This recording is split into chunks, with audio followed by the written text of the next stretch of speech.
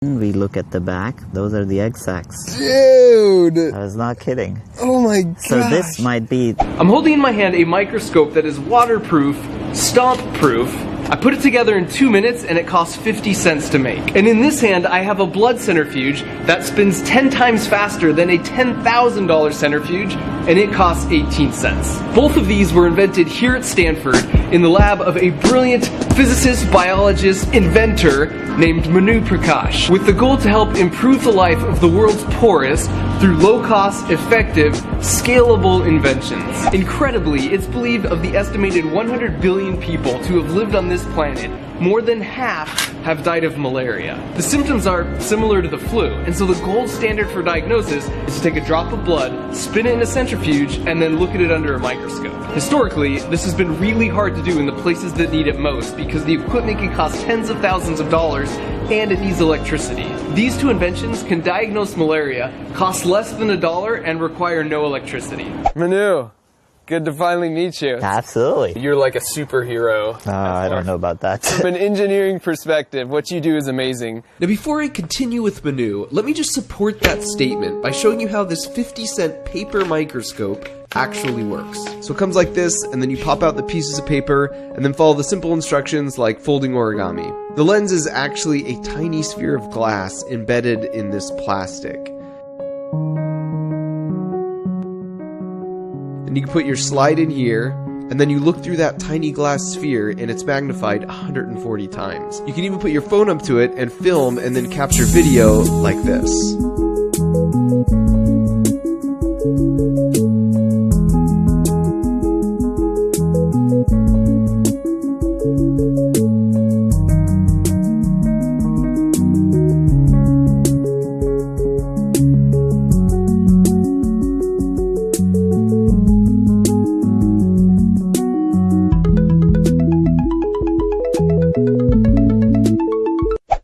Your lab at Stanford, what do you do? What's your mission? Just like the high level. I grew up in India, and one of the things that I've always enjoyed is getting exposed to scientific tools. When I started the lab, it was very clear that we have this hunger for scientific tools that's missing.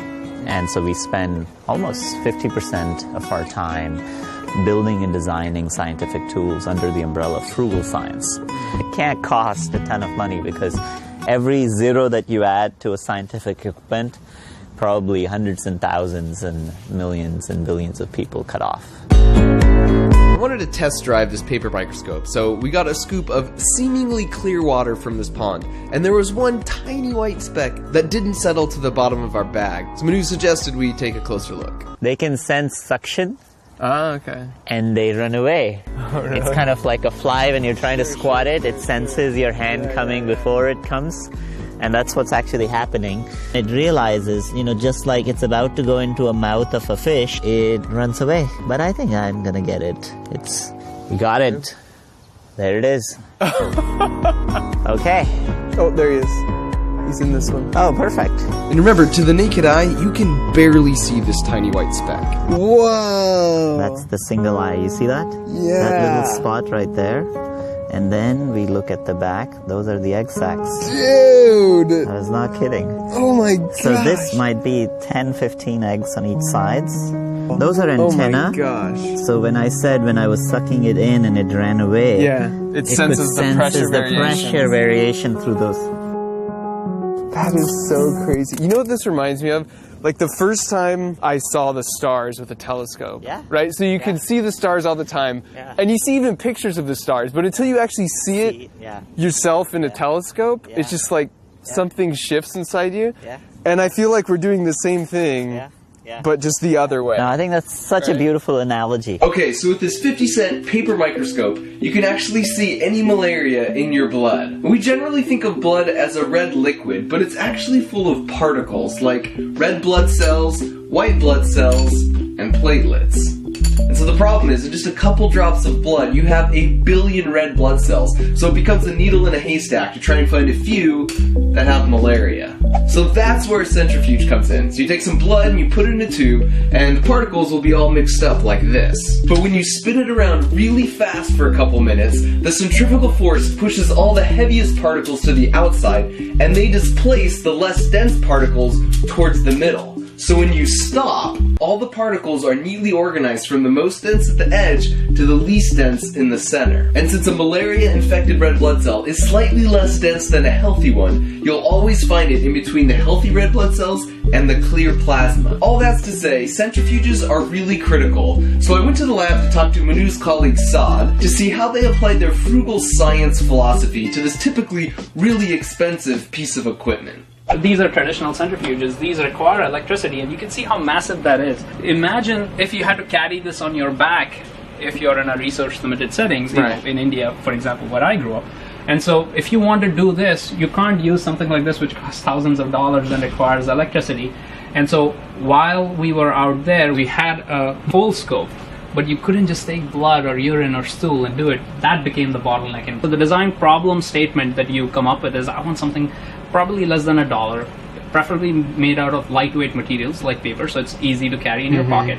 It should match the speeds of these devices. You think about different gears and mechanisms, and you go into your kitchen and your backyard and start thinking about toys. Toys are a great way. So we started looking at yo-yos, egg beaters, and others have thought about salad spinners.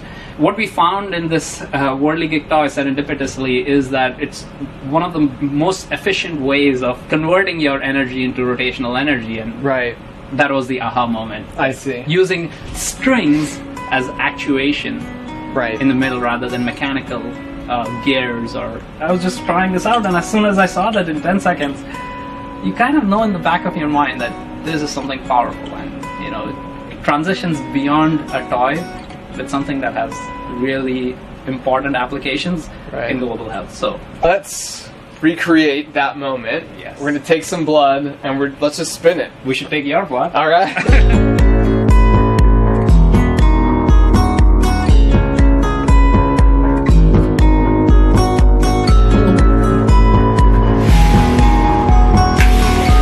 So after spinning only for 10 seconds at 20,000 RPM, you could see my blood was already separating. This is my own blood. I've never seen my blood at this level before. Alright, here we go. That is crazy. So each one of those is a blood cell?